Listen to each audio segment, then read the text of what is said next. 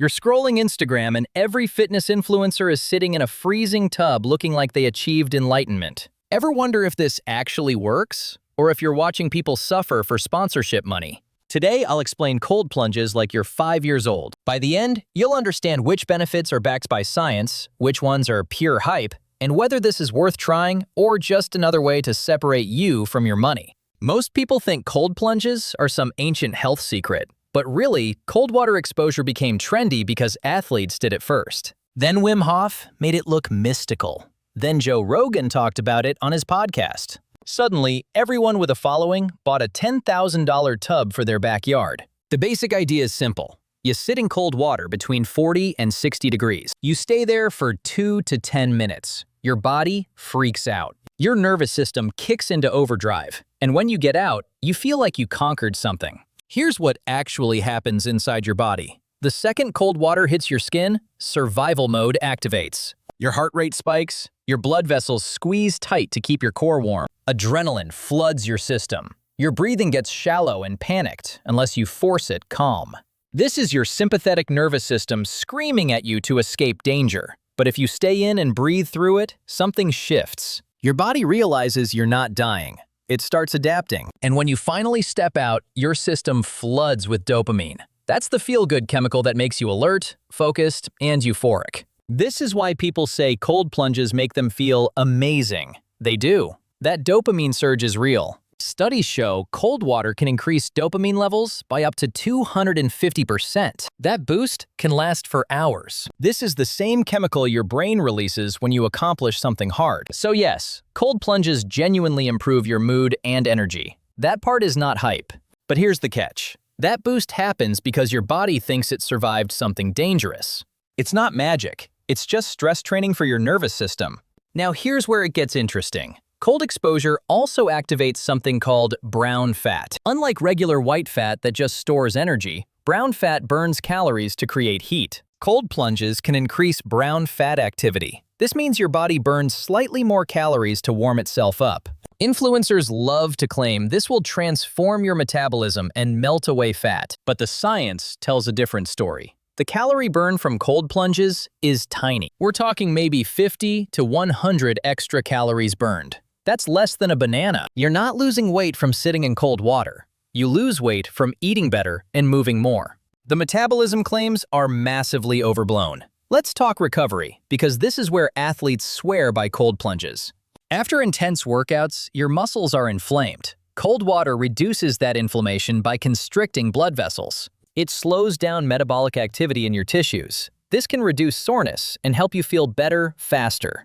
Sounds perfect, right? But there's a problem. Inflammation is actually part of how your muscles grow stronger. When you work out, you create tiny tears in muscle fibers. Your body repairs those tears and builds them back bigger. That process requires inflammation. So if you're constantly using cold plunges to kill inflammation, you might be limiting muscle growth. Recent studies found that people who did cold plunges right after strength training saw smaller gains. They had less muscle size and strength compared to people who skipped the ice bath. This matters if you're trying to build muscle. Cold plunges might make you feel less sore, but they could also make your workouts less effective. For endurance athletes, cold plunges work fine. For people just trying to reduce soreness without caring about gains, no problem. But if you're lifting heavy and chasing progress, timing matters. You'd want to wait at least 4 hours after your workout before jumping in. Here's what most people ignore. Cold plunges come with real risks. When you hit cold water, your blood pressure spikes instantly. Your heart has to work much harder. If you have heart issues, high blood pressure, or cardiovascular problems, that shock can be dangerous. People have passed out. People have had heart events. This isn't fear-mongering. It's just physiology. Cold water immersion is a stressor. Not everyone's body handles stress the same way. If you're healthy, the risk is low. But if you're not sure, talk to a doctor before you buy a fancy tub. Then there's the issue of doing it wrong. Staying in too long can lead to hypothermia. Going in alone without supervision is risky if you panic. Jumping into freezing water without easing in can trigger cold shock response. That's where your body gasps uncontrollably and you can inhale water. People die from cold water immersion every year, usually because they underestimate how their body will react. It's not something to experiment with carelessly. Now check this out. The benefits people experience often have nothing to do with the cold itself. It's about the ritual. You're taking 10 minutes to sit still. You're breathing deeply. You're doing something hard. That act alone reduces stress, builds mental resilience, and gives you accomplishment. You could get similar benefits from meditation or breath work. Even a challenging workout gives you this. The cold just makes it more dramatic and Instagram-friendly. This doesn't mean cold plunges are useless. It means the magic isn't in the temperature. It's in the discipline and discomfort you're willing to face. So who actually benefits from cold plunges? People dealing with high stress who want a quick reset. People looking for a mood boost without medication. Athletes focused on recovery between competitions, not muscle growth. People who enjoy the mental challenge. People who want to train their nervous system to stay calm under pressure. It's also helpful for people with certain inflammatory conditions. Though again, check with your doctor first. Cold plunges aren't for everyone, but for the right person in the right context, they can be useful. But let's be honest about what cold plunges won't do. They won't cure depression, though they might improve your mood temporarily. They won't fix your metabolism or make you lose weight without changing your diet. They won't replace actual medical treatment for inflammation or chronic pain. They won't make you a better athlete if you're sabotaging muscle growth. And they definitely don't require a $10,000 luxury tub. A trash can full of ice water works just as well. The benefits come from the cold, not the brand name.